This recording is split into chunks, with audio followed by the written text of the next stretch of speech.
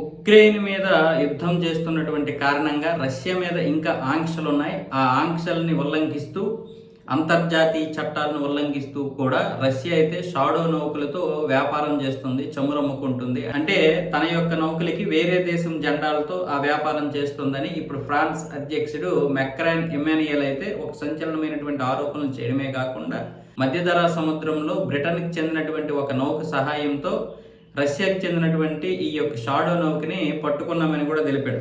ఇది మొజంబిక్ పతాకంతో ఆ యొక్క నౌక రష్యాలోని మున్మార్క్ స్పోర్ట్ నుంచి బయలుదేరిందని ఫ్రెంచ్ నావికా విభాగం ఒక ప్రకటనలో అయితే వెల్లడించింది. ఈ స్వాధీనం చేసుకున్న పత్రాలను తనిఖీ చేయగా తన అనుమానం నిజమేనని ఈ ఫ్రాన్స్ అయితే తెలుపుతుంది. ఇంతకు ముందు కూడా ఇటలీ దగ్గర ఒక నౌక ఇలాగే ఉండిపోయింది. రష్యాకి చెందినటువంటి నౌక దాదాపు ఒక 7,60,000 బ్యారెల్ క్రూడ్ ఆయిల్తో ఆ నౌక అయితే ఉంది. అంతేకాకుండా అందులో గ్యాస్ కూడా ఉందట. ఆ నౌక ఇప్పటి వరకు ఎటువైపు కొట్టుకుని వెళ్ళిపోయిందో ఏంటి అనే విషయం తెలియదు.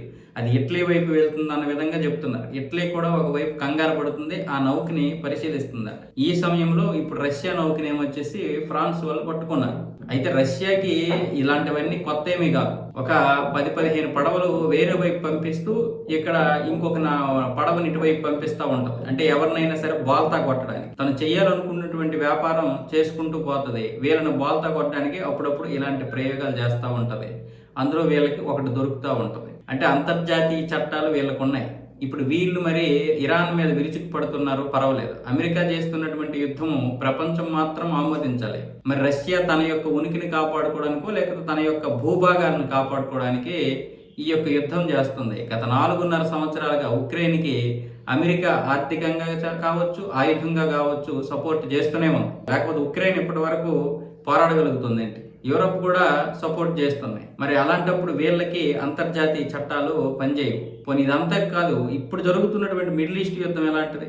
అమెరికాని ఎంతమంది తిట్టుపోసినా అమెరికాకి మాత్రం ఎవరు ఆంక్షలు విధించకూడదు. అమెరికా మాత్రం అందరికీ ఆంక్షలు విధిస్తుంది.